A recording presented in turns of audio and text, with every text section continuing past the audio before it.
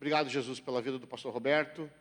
Obrigado, Senhor, pela palavra que tu tens colocado no coração dele. Nós te louvamos, te agradecemos. Usa o teu filho nessa hora e que essa palavra, Senhor, possa chegar até nós, como foi falado semana passada, como uma boa semente numa terra boa, Senhor. Em nome de Jesus, faz isso no nosso meio. Amém. Amém. Graça e paz a todos. Glória a Deus. Então, a gente vai dar continuidade, aos nossos assuntos. Estamos falando nesse tempo aí, nesse tempo que a gente está nesse intervalo da Escola de Servos. E eu confesso para os irmãos, assim, que a gente tem um desafio, Todos nós, assim, às vezes temos alguma coisa que a gente pensa, E a gente tem como ideal aquilo. Então, o que é o meu ideal, assim, o meu sonho, o meu devaneio do coração, posso dizer assim? É que em todas as... Ó, sumiu, voltou, foi... Andrei, não brinca comigo. As coisas que vão acontecendo aqui, as escolas que vão acontecendo, os cultos que a gente faz no domingo pela manhã, que é um culto, é a nossa reunião como igreja, mas também é onde a gente tem um estudo mais sistematizado da palavra de Deus. Só que a nossa mente, às vezes, a pessoa se inscreve no curso e diz, bom, então eu vou lá, faço o curso e adeus, tchau, que nem a faculdade lá, a escola, ninguém mais vai visitar a escola lá. Só daqui a 20 anos que tu vai lá, a diretora é a mesma ainda, tu, olha só, diretora, eu me lembro de ti, tu era um aluno muito sapeca, vamos dizer. A diretora sempre lembra daqueles que eram os mais... a turma do fundão, Ficar mais no fundão lá, os bagunceiros mesmo. Bom, e o meu sonho era que todo mundo que fizesse a escola de servos, que viesse, continuasse vindo no domingo pela manhã, sabe? Porque a pessoa pode dizer assim, Pode pensar, puxa vida, mas é só para quem faz a escola de servos domingo de manhã. Não, não é.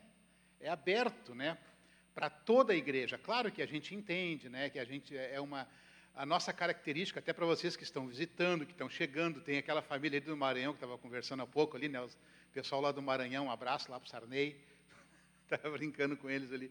Então, a nossa igreja é uma igreja orgânica. Eu vou explicar para vocês por que a gente é uma igreja orgânica. Porque o nosso conceito de igreja, a igreja é uma família. A igreja não é o prédio, a igreja não é o endereço, não é o CNPJ, a igreja somos nós, as pessoas. E a forma como a gente se relaciona, isso nos identifica como igreja. E nós, organicamente, não é uma coisa planejada, até certo ponto, Porque Deus planeja tudo.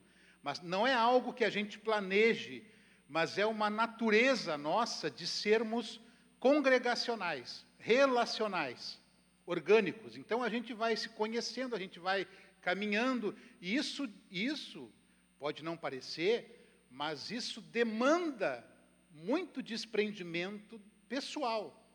Porque se a gente quer andar junto e caminhar junto, a gente vai ter que contornar alguns compromissos, algumas coisas da nossa agenda para estar junto, E o meu grande sonho era que todos quisessem contornar coisas na agenda para estar domingo de manhã junto conosco aqui. Mas é só um sonho do meu coração, Mas claro que isso pode acontecer, Deus pode fazer isso. E por outro lado, eu sempre falo isso, Eu gosto dessas reuniões mais intimistas, dessas reuniões mais acústicas, dessas reuniões mais orgânicas, A gente tem aqui, graças a Deus, um violão. E graças a Deus que a gente não tem um baterista hoje de manhã, porque senão, para mim, ia ser complicado, porque às vezes dá um barulho assim, sabe? Dá uma coisa assim. E para mim, que já sou mais velho, tá tudo certo, Então, se a pessoa gosta mesmo, não, eu gosto de bateria, eu gosto do barulho, Eu ouvia Metallica quando eu estava lá no mundão, então vamos embora. Aí vem na sexta-feira, no sábado aí é mais barulhento.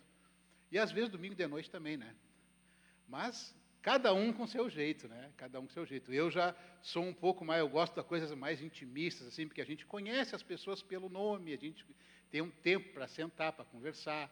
Isso também é bom. Isso também faz parte, sabe, da igreja, do ser igreja. E a igreja é isso, é um relacionamento que vai crescendo, é um caminhando junto com o outro, é a gente dividindo alguma coisa, aprendendo um com o outro. E o nosso desafio sempre, porque outra coisa que a gente tem na mente, né, que não, para sentar num banco para estudar, eu já fiz isso a minha vida toda, agora eu quero só sentar na igreja para ouvir uma palavra. A pessoa acha que isso não é um estudo, mas eu quero dizer uma coisa para você, toda a palavra de Deus que é pregada e que é ministrada é um estudo. É algo que Deus está nos ensinando.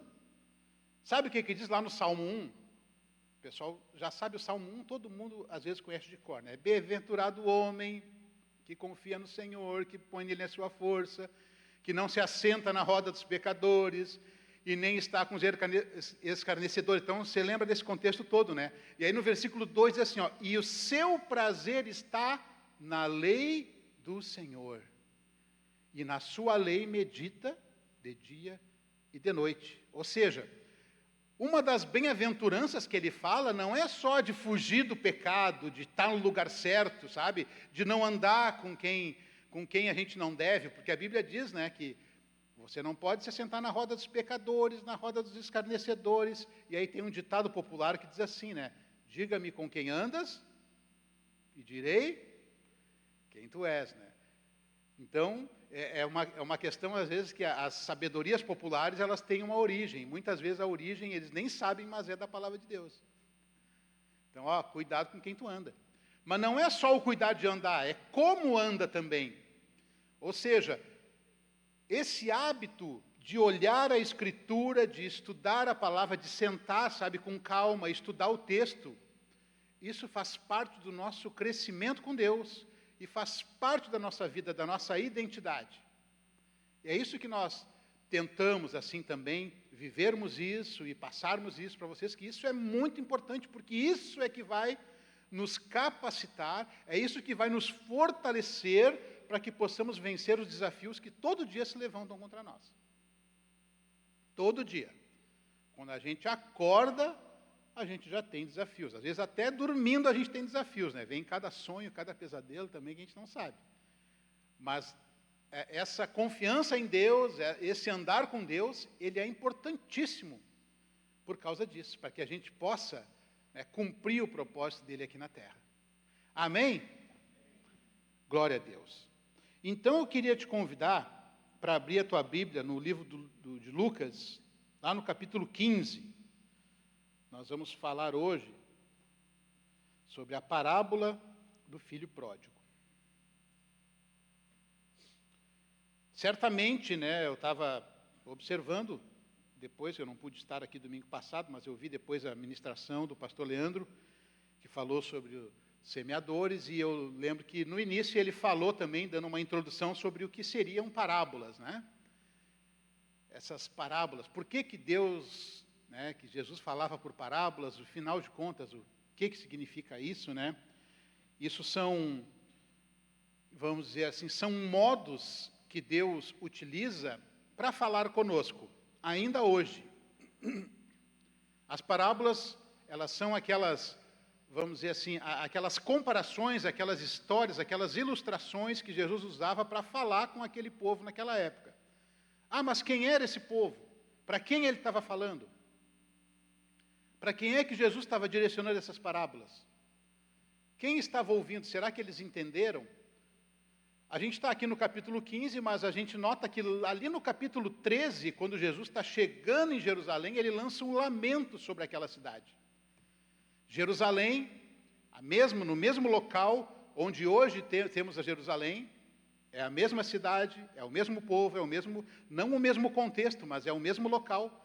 Jesus chegando em Jerusalém, ele lança um lamento e ele diz assim: ah, Jerusalém, que mata os seus profetas.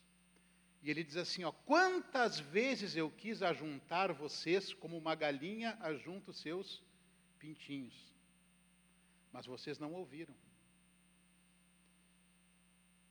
Eu até vou ler aqui para a gente, é muito interessante esse texto, está lá no capítulo 13, ali um pouco antes, que ele diz assim no versículo 34, Jerusalém, Jerusalém, que mata os profetas e apedreja os que te são enviados. Quantas vezes eu quis ajuntar teus filhos como a galinha junta seus filhotes debaixo das asas e não quiseste. A vossa casa ficará abandonada, e eu vos digo que não me vereis até que venha o tempo em que havereis de dizer, bendito aquele que vem em nome do Senhor. Ou seja, Jesus está lançando ali um lamento, está dizendo, olha, quantas vezes olha a linguagem que ele utiliza, uma galinha protegendo os seus pintinhos debaixo das suas asas. Ele estava abrindo o coração e dizendo como ele queria fazer com Jerusalém. Mas vocês não quiseram. Então, mas não quiseste. Então, Jerusalém rejeitou a isso. E Jesus falou, agora vocês vão ficar desertos. A tua casa ficará abandonada. E eu vos digo que não me vereis até que venhais o tempo em que haveis de dizer, bendito aquele que vem em nome do Senhor. Que lá na linguagem deles é Baruch Rabá Beshem Adonai. Bendito aquele que vem em nome do Senhor. Ou seja, Jerusalém, o povo de Israel, o povo judeu, que não crê no Messias, ainda está esperando esse momento. Ainda está aguardando esse momento. Mas que para nós já é algo concreto e real através da vida de Jesus. Então Jesus está falando essas parábolas, porque depois disso ele fala várias parábolas ali. Ele fala sobre um banquete, ele fala sobre os primeiros lugares, a dracma perdida.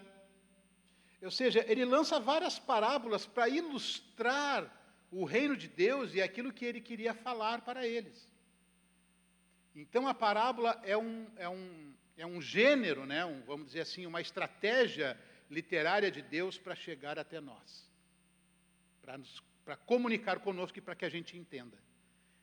Eles entenderam, será que nós entendemos também? Isso tudo é importante. As culturas, elas vão mudando, né, de acordo com a região, e certas histórias fazem mais sentido num lugar do que no outro. Então, certos ditos populares, certos ditados, eles fazem mais sentido num lugar do que no outro. Mas a palavra de Deus, ela faz sentido tanto naquela época, tanto para aquele povo, como para nós agora também. Deus sempre tem algo a revelar conosco. E para isso nós estamos aqui lendo esse texto. E existiu um homem de Deus aí há um tempo atrás, que é chamado A.W. Tozer. Ele dizia que a imagem que nós temos de Deus, aquilo que nós imaginamos de Deus, é a coisa mais importante da nossa vida. Porque isso vai permear as relações. Isso vai permear a nossa vida com Deus. Então, a imagem que nós temos de Deus, o que nós imaginamos, o que nós pensamos, é o mais importante. Então, quem é Deus para nós? Como nós imaginamos, como nós conhecemos, como nós construímos isso? E a palavra de Deus está aqui para nos auxiliar sobre isso. Então, vamos ler o texto aqui. Lucas, no capítulo 15, a partir do versículo 11.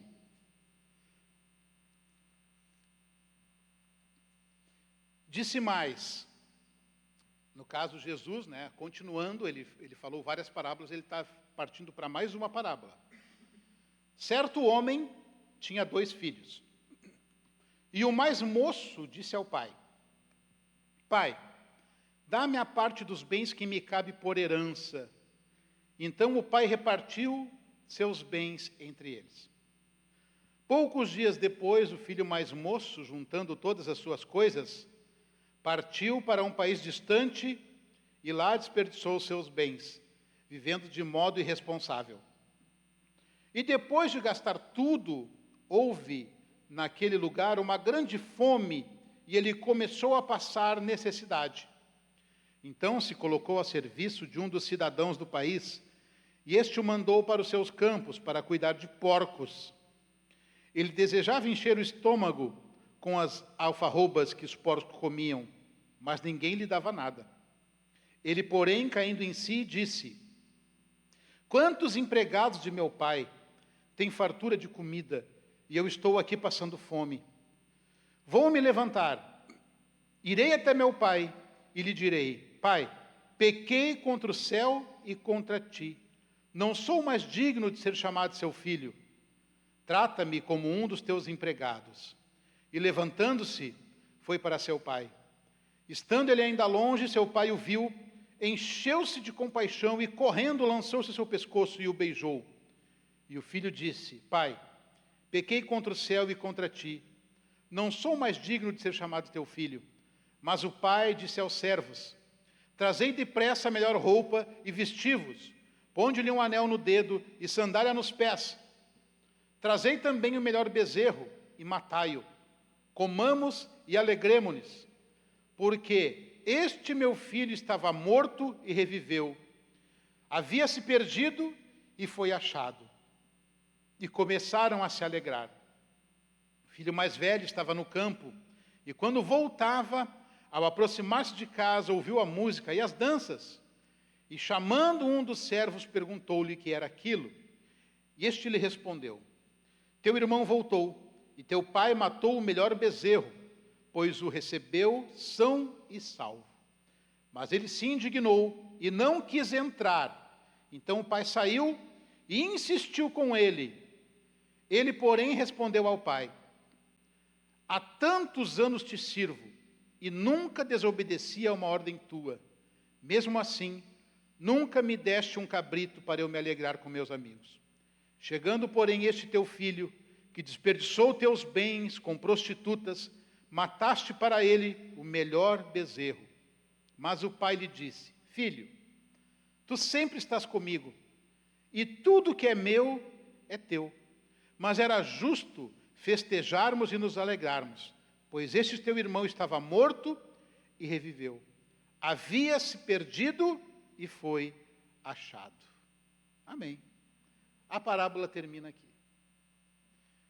Eu confesso para vocês que eu me decepcionei quando eu li esse texto pela primeira vez, porque eu queria saber o que aconteceu depois. Mas como é que a parábola, né? Ela finalizou ali, mas o que aconteceu depois, né? O que aconteceu? Dá aquela curiosidade, né? Só na próxima semana. Não teve nem próxima semana. A gente não sabe, não está descrito aqui na Bíblia o que aconteceu depois. Isso quer dizer que tudo que está revelado aqui é o suficiente para aquilo que Deus queria falar naquele momento. E a gente percebe aqui, então, 3 personagens principais. E de acordo com o texto, de acordo com a leitura que a gente vai tendo, a gente vai até se identificando, ou até mesmo, sabe, querendo dizer: puxa vida, se eu fosse esse eu faria assim, se eu fosse aquele eu faria assado. A gente começa a se colocar no lugar, né? Por isso que é importante a imagem que nós temos de Deus. E o que Jesus estava querendo falar para eles com essa parábola era exatamente, sabe, o modo como Deus nos enxerga, como Deus nos trata, e também nos revelar muitas vezes qual a maneira como nós reagimos, como as nossas ações e as nossas atitudes muitas vezes nos afastam de Deus. Em alguns momentos a gente pode se identificar com o filho mais moço, e em outros momentos a gente pode se identificar com o filho mais velho. Então tudo isso faz parte de algo que Deus quer ministrar ao nosso coração. Então vamos por partes, né? Vamos analisar um pouco essa história a partir do entendimento daquele filho mais moço.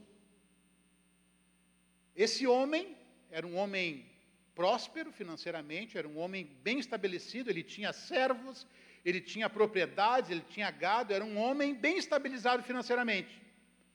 Esse fazendeiro, esse homem. E ele tinha 2 filhos. Notem que ali a Bíblia não relata que ele tinha uma esposa, ou que ele tinha filhas mulheres, ou que ele tinha... Não, o foco era um homem e seus 2 filhos. Por que Jesus estava falando isso e enfatizando isso?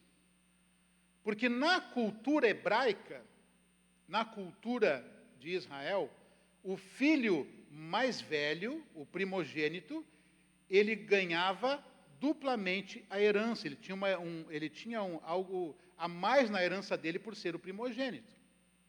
O primogênito ganhava uma herança maior. O outro filho, por outro lado, o filho mais moço, fazia parte ali, né, da herdade, fazia parte da herança, mas não era o primogênito, não tinha as características de um primogênito. Mas o pai, quem é pai sabe, ainda mais numa condição de estabilidade, o pai não vai fazer diferenciação entre um filho e outro filho, porque não era isso que estava posto naquele momento. Porque, olha bem, estamos falando de herança. E esse filho mais novo chega para o pai e diz assim, no versículo 13, aliás, no versículo 12, pai, dá-me a parte dos bens que me cabe por herança. Então o pai repartiu os bens entre eles. Olha só o que essa frase revela para nós. O filho mais moço chegou para o pai e disse assim, pai, eu quero a minha herança. Só que você parou para pensar que a herança de alguém acontece quando a pessoa morre. A herança só é concedida quando existe uma morte e a pessoa vai distribuir os bens entre eles.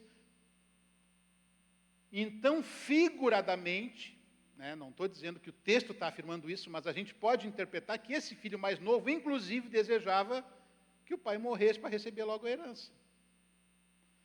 A Bíblia não diz que houve um desacordo, não diz que houve uma discussão, mas quantas vezes no nosso coração, a gente quando discute com alguém, a gente quando a coisa começa a ficar quente, a gente diz, eu quero que tu morra. É forte, né? Tu pode até não dizer isso, mas às vezes no coração, lá dentro, se caísse uma pedra agora em cima não seria mal. Porque o momento da ira, sabe, o momento da raiva faz a gente perder as estribeiras. Então eu não sei qual a circunstância, pode ser que esse filho mais novo fosse alguém também que não tivesse grandes responsabilidades, pode ser que ele fosse assim, como se chama hoje assim, um vida louca, alguém que, sabe, vive desgastando coisa, vive do nada, alienado, gastador, esbanjador, e a palavra pródigo, ela significa aquele que esbanja, aquele que gasta. Essa é a palavra, o significado da palavra pródigo, por isso o filho pródigo. Às vezes a gente, né, quando a gente vê uma pessoa, a pessoa fica um tempo sem vir na igreja, daqui a pouco a pessoa aparece, e eu já vi gente dizendo assim, olha, o filho pródigo voltando para casa. Bah, se a gente soubesse o que estava falando, eu sei que estamos lançando uma palavra de condenação, né? Porque pródigo significa gastador, aquele que desgasta a sua herança. Então esse filho tinha no coração isso. O que ele queria? Eu não vou esperar, o meu pai, pode ser que ele demore para morrer ainda, né? Pode ser que tenha bastante saúde, sei lá que idade ele estava, mas olha, ele pode demorar para morrer, eu quero aproveitar agora o que é meu de herança. Eu quero antecipar agora a minha herança. E a Bíblia diz, queridos, que a herança antecipada no começo não será abençoada no fim. Esse moço quis antecipar, ele quis antecipar etapas, ele quis, sabe? E quantas vezes no nosso coração a gente tem isso? Quantas vezes? Antecipar etapas, passar por cima, querer fazer algo assim apressadamente. Quantas vezes? Claro que não é o assunto, né, do nosso estudo aqui, nem é o foco desse tema, mas uma das características da geração atual, principalmente dos jovens na faixa dos 20, vamos esticar, né, dos 20 aos 40, essa faixa assim, sabe? Já passei um pouquinho, né? Tu ainda está nela, né, Ribeiro? Já saiu dos 40? Olha, faz tempo. 20 a 40, tá? Mas todos nós vamos nos identificar nessa faixa, tá bom? Vamos deixar tudo certo. A geração de hoje em dia, tá? Ela vive num tempo em que tudo é mais rápido. Tudo é mais, sabe, é para já, é para lá.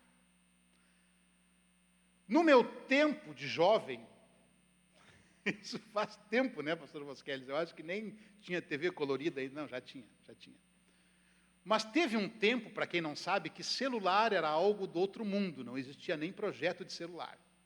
Mas nós tínhamos espalhados pela cidade os orelhões da CRT, Companhia Rio Grandense de Telecomunicações, CRT.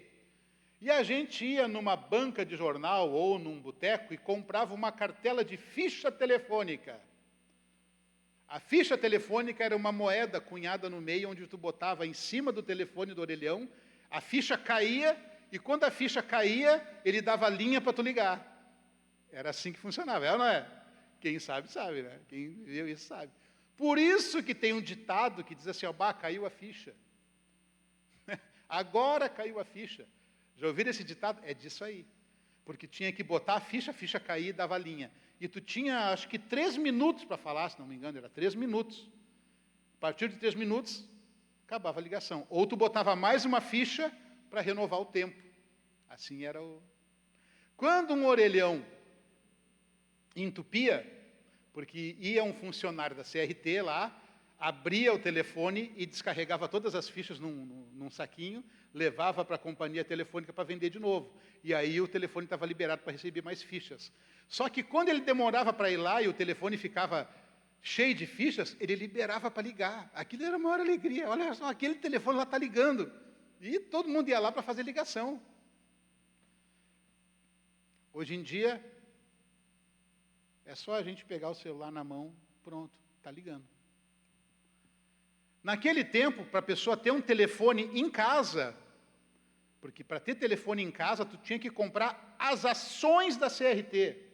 Um telefone custava, vamos dizer, em termos de valores de hoje, vamos chutar aí, R$5.000.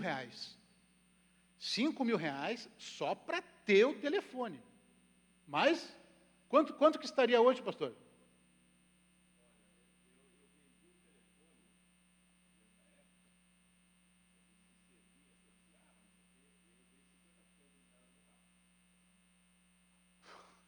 $50% do valor de um carro. Hoje, um carro popular não tem por menos de 50 mil, né?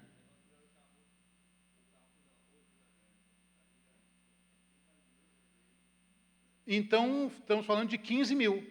Olha só, 15 mil reais para ter um número de telefone teu, para as pessoas poderem te ligar e te incomodar.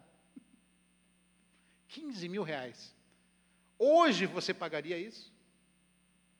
Talvez, se fosse um comerciante, alguém que precisasse, pagava, né? Porque era um investimento, até porque esse valor que tu pagava, tu podia vender. Eram as famosas ações da CRT, porque tu comprava as ações da companhia. Hoje não vale mais nada, mas para quem tinha na época, era um investimento. Tinha gente que comprava a linha telefônica e alugava. Então, para tu ver como eram as coisas. Hoje em dia, tu compra a linha, pacote pré-pago, pós-pago, tu bota um chip e sai falando. Nós estamos falando de algo mais rápido. Mais rápido. Antigamente, a pessoa ia no cartório para fazer qualquer procedimento no cartório, levava 1 semana, 2 semanas, ia lá no cartório, voltava. Era tudo, não tinha ainda essa globalização, porque tinha que fazer uma pesquisa no cartório. Hoje é tudo online. Hoje tu transfere a propriedade do teu carro através de um aplicativo do Detran. Só vai no cartório lá e mesmo assim tu pode reconhecer pelo GovBR lá e pronto, está reconhecido a tua firma. É tudo, sabe, nós estamos vivendo um tempo em que tudo é mais rápido. Só que tem uma coisa, tudo que é mais rápido, a tendência é que seja mais superficial. Tudo que é mais rápido, a propensão é de que não tenha fundamento, que não tenha solidez. Por isso, a gente vê tantos casamentos terminando. Porque, sabe, é um assunto até, não é o assunto de hoje, mas é a questão, sabe, da rapidez, do rápido de tudo. É tudo rápido, é tudo... E aí não tem profundidade, as relações são superficiais. Os jovens hoje, eles não querem esperar as coisas, esperar o tempo. Eles querem já que tudo seja para já. Que tudo seja, sabe? Querem ultrapassar etapas, mas o que tem? Eu dormir com a minha namorada e passar um final de semana com ela na serra, o que tem isso? O que tem de mais? Porque as pessoas querem antecipar as coisas, sabe? E já existe uma cultura hoje no mundo, entre os jovens, dizendo que não, casamento não. Vamos aproveitar a vida, vamos viver um tempo juntos, se der certo a gente casa. Porque as pessoas querem antecipar os passos e antecipar as coisas que existe um tempo. Sabe, Deus, na sua sabedoria, criou um tempo para todas as coisas. E a palavra fala lá em Eclesiastes, fala que existe uma estação e um tempo para cada propósito debaixo do céu. Então existe um tempo determinado. E esse filho mais moço, ele quis antecipar tudo isso. Ele disse, não, eu quero agora, eu não quero esperar, eu quero agora a minha herança. E sabe o que foi mais interessante nisso tudo? O pai distribuiu. Tá bom, tu quer? Então tá, está distribuído. Aí tem um outro ponto importante que a gente pensa, na nossa relação com Deus, porque nós somos assim com Deus. Nós queremos as coisas rápidas, rápidas, muito rápidas. E quando Deus concede alguma coisa, ou pela circunstância alguma coisa acontece, não é a mesma coisa de que aquilo fazia parte do propósito ou da vontade de Deus. Porque se perguntasse para aquele pai o que ele queria fazer, certamente ele não queria antecipar aquela herança. Ele queria que as coisas acontecessem do jeito como deve acontecer. Mas ele cedeu à pressão do filho e disse, tá bom, está aqui, está dividido. Sabe, por isso que muitas coisas, nem tudo que dá certo, está certo. Nem tudo que é rápido, vem de Deus. Eu diria até que quando é de Deus, as coisas têm o tempo para acontecer. E aquele filho pegou aquela herança, pegou aquele valor, e o que ele fez? Foi para uma terra distante, gastou o dinheiro, fez festa, caiu de todas as formas, ele foi esbanjar o dinheiro. E um dia, ali não diz, mas era uma terra que criava porcos. E ali existia mais algo assim para mexer bem com para ofender mesmo a cultura judaica, porque o porco é considerado um animal imundo. E as pessoas que lidavam com eles também, porque comiam carne de porco, eram impuros, eram infiéis, enfim. A Bíblia não fala ali, né, desse local, mas se atribui a isso, que era um local assim de extrema decadência moral e espiritual, onde ele estava. E diz ali o texto, então, que ele estava lá no meio dos porcos, porque ali diz assim, no versículo 16, ele desejava encher o estômago com as alfarrobas que os porcos comiam, mas ninguém lhe dava nada. Mas ele, caindo em si, disse, quantos empregados de meu pai têm fartura de comida, e eu estou aqui passando fome. Chegou aquela situação, chegou aquele momento, aquele evento que sacudiu a vida dele e ele, ali a Bíblia diz que ele caiu em si. Primeiro ponto, se ele caiu em si, é porque ele estava fora de si. Se ele caiu em si, é porque em algum momento da vida dele ali, ele colocou o coração em Deus, ele se arrependeu e naquele momento ali, ele como se tivesse aberto os olhos e visto a sua verdadeira identidade e olhado em volta dizendo, puxa vida, o meu lugar não é aqui. O meu lugar não é aqui. O que eu estou fazendo aqui? Eu estou no meio da sujeira, no meio dos porcos. Eu estou desejando comer a comida dos porcos. A comida do porco é a comida que alguém deixou e alguém que recolheu também não quis e jogou fora, e alguém que passa lá para pegar comida também não quis, e diz, então vão dar para os porcos. E ali diz que nem essa comida lhe davam, ou seja, ele estava abaixo do abaixo do abaixo. E nesse momento ele caiu em si. Nesse momento ele, parece que seus olhos abriram, ele disse, puxa vida. Aí ele lembrou da casa do pai dele, ele lembrou do local de onde ele saiu, e ele disse, os funcionários do meu pai têm comida e eu estou passando fome. Caiu em si. Aquele momento de lucidez, aquele momento em que ele, sabe, eu creio que no coração dele, talvez ali naquele momento também houve um arrependimento. E ele desejou voltar para casa. E outro detalhe interessante que eu percebo aqui é que em nenhum momento ele diz assim, puxa vida, meu irmão está lá comendo do bom e do melhor e eu estou aqui. Ele não lembra, a comparação dele não foi com o irmão dele. Isso nos faz pensar que talvez o problema dele seja com o irmão e com o pai. Talvez a gente podia comparar a atitude dele com alguém que tenha um problema relacional com seu irmão, e talvez a gente possa dizer também, puxa vida, mas por que o pai não resolveu esse problema, né? São várias questões que a gente suscita, né? Mas o fato, o objetivo é que ele se arrependeu no meio da perdição, ele se arrependeu. E quando ele está voltando, a Bíblia diz assim, levantando-se, no versículo 20, foi para seu pai. Estando ele ainda longe, seu pai o viu. Encheu-se de compaixão e, correndo, lançou-se ao seu pescoço e o beijou. É um coração de pai, né? Olha só, agora a gente começa a entender também o coração do pai.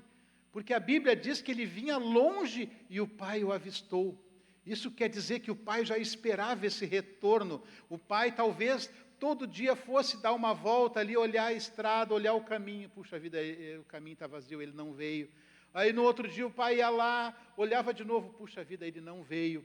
Mas um dia esse pai foi lá e viu, de longe ele reconheceu o seu filho. Esse pai conhecia tanto seu filho que mesmo longe ele viu, é meu filho. E ali diz que ele moveu-se de compaixão. Ali no versículo 20 ainda, encheu-se de compaixão e correndo lançou-se ao pescoço e lhe beijou. Só Deus faz isso conosco, queridos. Ainda longe, Ele nos reconhece. Ele se encheu de compaixão e ele correu ao encontro do filho, abraçou e beijou. Isso me chama a atenção. Sabe por quê? Porque eu não acho que esse jovem tenha encontrado um lugar para tomar banho. Não sei, a Bíblia não relata. Mas nesse caminho que ele trilhou da volta, talvez ele ainda carregasse aquele cheiro do chiqueiro, aquele cheiro da comida dos porcos, o cheiro do pecado, o cheiro da perdição, o cheiro, sabe, daquele troço assim. Mas Deus, como um pai amoroso, não quis saber disso, ele veio e correndo o abraçou e o beijou. Por quê? Porque ele disse, esse é o meu filho. Ele foi restituído naquilo que ele havia perdido, que era a sua própria identidade, aquilo que ele mesmo havia renegado, ele foi restituído ali, esse é o meu filho. E aquele pai se alegrou e chamou os servos e chamou os funcionários, olha, mata o melhor bezerro, põe uma roupa nele, faz tudo aí, hoje tem festa, porque esse meu filho estava morto e reviveu. Estava perdido, mas foi encontrado. Olha só que coisa linda, né? Porque o pai não olhou, sabe, para o que ele fez antes, não olhou para onde ele estava, não ficou perguntando, viu? A gente tem isso, né? Eu tenho uma filha adolescente, eu falo para ela, tá vendo? Eu te falei. Eu acho que a pior coisa que os nossos filhos podem ouvir é isso, eu te falei. E a gente fala isso com ar, né? Ó, tá vendo? Não quis ouvir a sabedoria do pai, se deu mal. Por mais que a gente saiba que é verdade, isso aí é ruim de ouvir. E quem diz que a gente tem sabedoria, né? Quem diz que a gente lá atrás não era esse mesmo gastador, pior até, né, Ribeiro? Mas aquele filho não ouviu um discurso, um sermão do pai dizendo, eu te avisei, eu te falei, eu te falei. Não. O pai simplesmente o abraçou e disse, tu és meu filho. E recebeu ele de volta. E pediu para matar o melhor bezerro, fez aquela festança toda, e todo mundo se alegrando, né? Voltou, ele voltou. Aquela festa toda, né? O campeão voltou. Então toda aquela festa, aquela alegria, né? Toda a torcida do Corinthians estava lá fora. Então, aquela festa, e onde estava o irmão mais velho? Onde é que estava o irmão mais velho? Aí entra o terceiro personagem, né? O irmão mais velho estava no campo, trabalhando. Estava lá, cuidando da fazenda, cuidando do gado. O irmão mais velho estava fazendo tudo certinho. E quando ele estava voltando para casa, ele não sabia de nada, ele ouviu aquela festa, aquele barulho e perguntou para um dos empregados: o que está acontecendo aí? Aí ele contou: sabe teu irmão? Voltou. E sabe teu pai? Fez uma festa para ele. E aí, aquele cara se indignou e disse assim: quer saber, mas que festa é essa? Né? Que show da Xuxa é esse? Que festa é essa? Eu não vou participar desse negócio aí. E ficou lá fora, não queria saber, disse: não participo disso, onde é que se viu uma coisa dessa? Mas onde é que se viu um troço desse? Todo mundo: mas é teu irmão, é teu pai, é tua família, não quero saber desse negócio aí. Não quero saber, não vou participar. E aí o pai, o coração do pai, por isso que eu falei no início, o pai, ele não vai diferenciar um filho do outro, o pai, ele vai amar os filhos. E é um mistério, né? Já pensou? Parou para pensar nisso? Quem é que tem mais de um filho aí? Levanta a mão aí. Ó, a maioria tem mais de um filho. O Ribeiro tem mais de um filho, né? Uma vez eu lembro que eu estava conversando com o Leandro, quando o Jotinha nasceu, o Davi ainda era pequenininho, né? O Davi tinha, acho que 2 anos. Que idade tinha o Davi, pastor Leandro? 2 anos. E o Davi, aquela criança, né?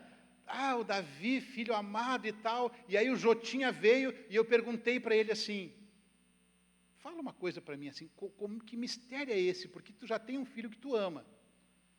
Mas como é que acontece agora? Tu vai ter outro filho, tu vai dividir isso? Tu consegue dividir esse amor, esse sentimento? Como é que...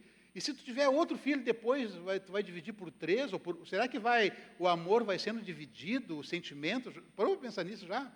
Como é que acontece isso, né? Por que tem um filho mais queridinho, outro... Será que é isso?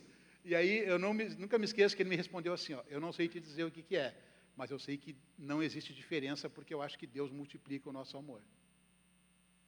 E eu creio que é isso também, porque não existe uma divisão. Existe, lógico, que cada um tem sua personalidade, cada um tem o seu jeito, e tu vai, do jeito de cada um, tu vai demonstrar o mesmo amor que tu tem, talvez de uma maneira diferente, mas é o mesmo amor, é o mesmo...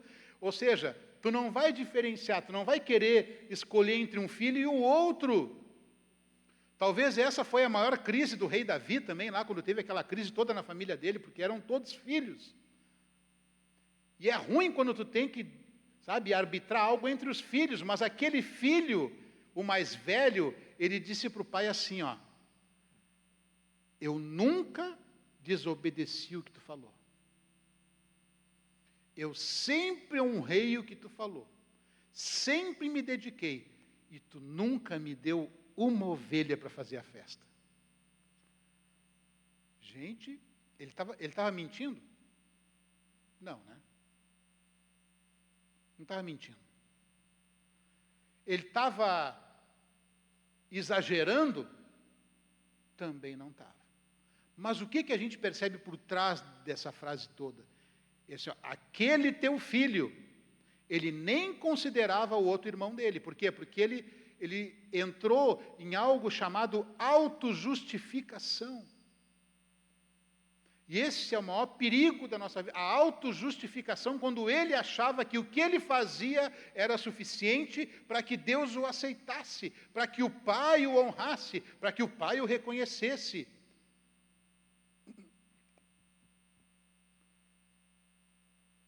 Ele fazia tudo certo, não há dúvida disso. Ele estava cuidando dos bens, ele estava trabalhando, tanto que até aquele momento ele estava trabalhando. Mas no coração dele havia trevas. No coração dele havia um sentimento de injustiça.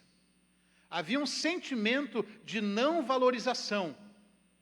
Havia um sentimento de que ele não era considerado, talvez até que ele tenha visto o pai triste, ele tenha visto o pai com saudade do irmão, e ele dizendo, puxa vida, mas eu estou aqui, ó. O que aquele outro foi lá fazer, né? As desgraças dele, mas eu estou aqui. Talvez ele fosse alguém que tivesse tão atarefado com aquilo que ele tinha que fazer, que ele não se permitisse também ter alguma relação mais íntima com o pai. Sabe? Aquela pessoa que faz tudo certo, mas não tem uma relação, não tem uma entrega, não tem uma intimidade. Eu lembro que um pastor usou uma ilustração uma vez que ele foi pintar uma parede na casa dele, e o filho dele de 3 anos falou, pai, posso te ajudar? Aí ele olhou assim, ele pensou com ele, me ajudar? Como assim? Eu vou ter que pintar a parede e ainda cuidar dele. Pensou com ele, né? Como é que ele vai me ajudar? Mas ele, naquele coração de pai, no coração de educador, de alguém que vai ensinar, tá, filho, pode me ajudar. Aí deu um pincelzinho para ele, ó, vai ali, pinta só aquele coisinha ali, só aquela... E o filho dele foi lá, começou a pintar só aquele negocinho ali. Ou seja, humanamente falando, ele sabia que o filho dele não ia ajudar em nada. Ele ia ter que, além de fazer o trabalho, cuidar do filho. Mas o coração de pai estava preocupado com a relação, com aquilo que ele ia formar de memória na vida do filho, aquilo que ia ser importante. Depois o filho dele podia dizer, pá, olha, está vendo aquela parede lá? Ó, eu ajudei meu pai a pintar aquela parede. Talvez essa não fosse a realidade desse jovem. E o pai dele disse para ele assim, o pai dele foi lá tentar, né, falar com ele e disse assim, no versículo 31, filho, tu sempre estás comigo, e tudo o que é meu é teu. Olha só. Filho, tu sempre estás comigo, o que eu tenho aqui é teu. Tu podia pegar qualquer dessas ovelhas e fazer um churrasco. Podia pegar qualquer um desses bezerros e convidar teus amigos para te alegrar, mas tu não fez, mas é teu, está aqui, está à disposição. Viu como muitas vezes a gente não tem noção do nosso lugar e daquilo que nós temos? O pai disse, olha, tu está sempre comigo, o que eu tenho é teu. Mas muitas vezes a nossa mente, o nosso coração está tão voltado para as obrigações e para as coisas que a gente tem que fazer, que a gente desperdiça a relação. A gente dá mais valor para o trabalho do que para a relação. Então nós temos que aproveitar os momentos que nós temos com os nossos irmãos e com o nosso pai e com quem está conosco, para valorizar o relacionamento, para valorizar a relação, e não o trabalho ou a tarefa. Eu, por exemplo, eu gosto de lavar louça, viu? Eu gosto de lavar louça. O Ribeiro já detesta, mas eu gosto.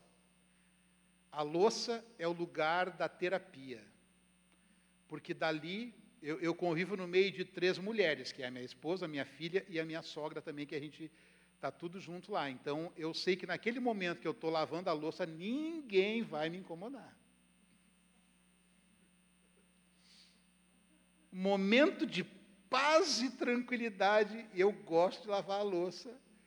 E eu tenho uma metodologia. Primeiro eu começo das louças maiores para as menores. Eu lavo os pratos, primeiro os maiores, depois lavo os pratos menores, depois lavo os talheres, os copos, e deixo tudo organizadinho. Então, eu sou meio, sei lá, como é que é o nome disso? É toque, né? Sei lá. Bom, seja o que for ali, eu estou lavando a louça, estou tranquilo, estou... Né? Aí a minha filha, esses dias, estava perto, eu digo, filha, sabe por que o pai lava a louça assim? E ela assim, não sei. Eu digo, estou lavando a louça porque eu sei que vocês depois, daqui a pouco, vocês vão vir, vão precisar de um copo limpo, de uma coisa limpa, está limpo aqui. Então, eu lavo a louça para que vocês tenham... né, um copo limpo para tomar água. Ela, que legal. Então, eu quis dar um sentido maior do que simplesmente, mas, na verdade, no meu coração, eu estou ali porque eu quero ficar quieto. Mas isso faz parte da relação, faz parte do... Porque é importante, né? Quando a louça fica de um dia para o outro, é terrível. Aí o clima pesa, né? Aí não importa quem deixou a louça suja. Não sou só eu que lavo a louça, mas eu gosto de fazer isso. Então eu faço, sabe, por amor também à relação, para deixar tudo mais leve. Mas em muitos momentos a gente acaba se mergulhando em tarefas, mergulhando em trabalho, mergulhando em ocupações para fugir da relação. E o mais importante nisso tudo é a relação. E se tudo aquilo que a gente faz não apontar para a relação, a gente só está fugindo. Talvez aquele moço que estava trabalhando no campo estivesse tão longe do pai quanto aquele que estava lá no chiqueiro dos porcos.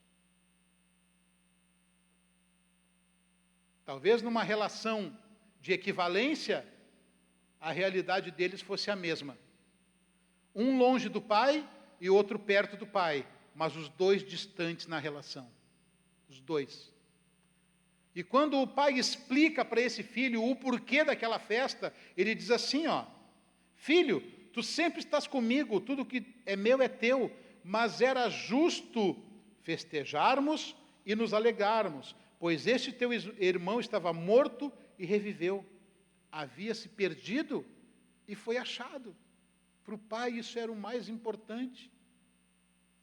O que valia mesmo no coração do pai, olha, ele estava morto e reviveu. Tu está aqui comigo. Por isso que eu falei para vocês que eu fiquei um pouco decepcionado, porque a história não continuou, né? Mas que fim a gente daria para essa história, né? Como é que você imagina que terminaria essa história? Será que o filho mais velho se comoveria, voltasse lá para dentro, né? Entrasse na festa e se reconciliasse com seu irmão? Será que isso poderia ter acontecido? Ou será que ele daria as costas e também sairia brabo lá e nunca mais voltava? Ou o filho mais moço também sairia lá e dizia: meu irmão, vem para a festa, me perdoa, eu pequei contra ti também. Então, sei lá, são várias as possibilidades, né?